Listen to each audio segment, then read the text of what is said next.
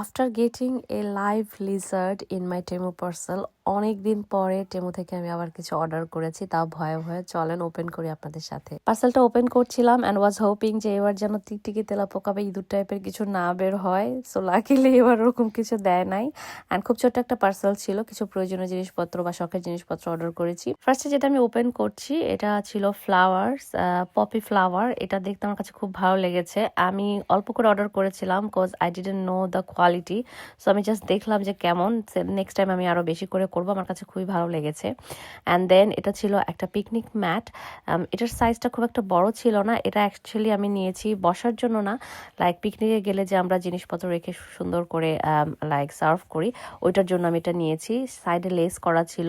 আমার কাছে বেশ ভালো লেগেছে এই ম্যাটটা। অ্যান্ড এটা হলো black out or San protection curtain for car Windows. এটা বেসিক্যালি আনভিকের জন্য নেওয়া হয়েছে, কজ বাচ্চা থাকলে এটা আসলে লাগে। বাট এটার কোয়ালিটি আমার কাছে খুব একটা ভালো লাগে নাই। আই ডোন্ট নো কাজ হবে কিনা, আমি পরে জানাবো আপনাদেরকে। ডাইনিং এর জন্য আমি আরো কিছু ন্যাপকিন অর্ডার করেছিলাম।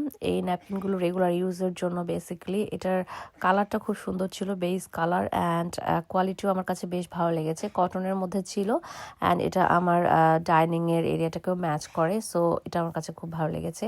অ্যান্ড দেন আমি একটা টেবিল রানার অর্ডার করেছিলাম। আমি আসলে বুঝতে পারছিলাম না এটার কোয়ালিটি কেমন হবে। আমি অনেকদিন ধরে চাচ্ছিলাম অর্ডার করতে।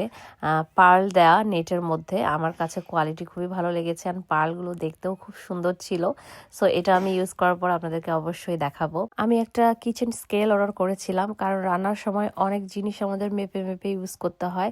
সো এটার জন্য আমি অর্ডার করেছি, এটা খুবই ইউজফুল। এরপর আমি অর্ডার করেছিলাম কিছু প্লেস ম্যাটস। এটা আমার কাছে মনে হয়েছিল যে প্লাস্টিকের হবে প্রাইস দেখে, বাট এটা খুবই সুন্দর। এটার কোয়ালিটিটা খুবই ভালো, কালারটাও পারফেক্টলি ম্যাচ করে আমার ডাইনিং এরিয়ার সাথে। অ্যান্ড এটার সাইজ আগেরটার চেয়ে একটু ছোট, বাট স্টিল এটা দেখতে খুবই সুন্দর লেগেছে আমার কাছে। সো এটা আমি নেক্সট টাইম ইউজ করার পরে আপনাদের সাথে শেয়ার করব।